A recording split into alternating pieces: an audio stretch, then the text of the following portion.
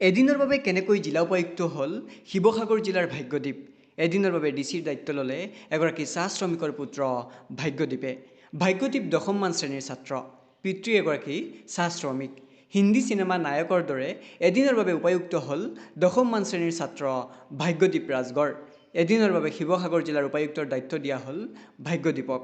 কিন্তু কিয় আৰু কেনেকৈ এদিনৰ বাবে শিৱসাগৰ জিলাৰ ডিচি হ'ল ভাগ্যদীপ ৰাজগড়?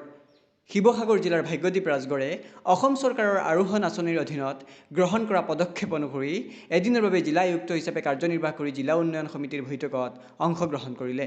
উল্লেখযোগ্য যে 150খন স্কুলৰ 150গৰাকী শিক্ষাৰ্থীৰ মাজৰ পৰা বকতা বৰবাম উচ্চ মাধ্যমিক বিদ্যালয়ৰ পৰা ভাগ্যদীপক অসম চৰকাৰৰ আৰোহণ আঁচনিৰ অধীনত এদিনৰ বাবে জিলা উপায়ুক্তৰ দায়িত্ব দিয়াৰ বাবে নিৰ্বাচন কৰা হৈছিল।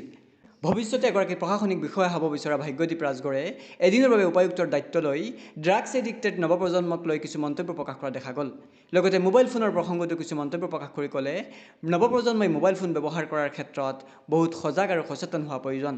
কেৱল মাত্ৰ পজিটিভ বা ধনাত্মক কামত মোবাইল ফোন ব্যৱহাৰ কৰা উচিত বুলি মন্তব্য প্ৰকাশ কৰিলে ভাগ্যদীপ ৰাজগড়ে। ৰাজ্যখনৰ প্ৰতিটো প্ৰান্তৰে শিশুসকলক উদগনি যোগোৱাৰ লক্ষ্যৰে গ্ৰহণ কৰা এই কাৰ্যসূচীৰ সফলতা কামনা কৰিলে মুখ্যমন্ত্ৰী ডক্টৰ হিমন্ত বিশ্ব শৰ্মাই।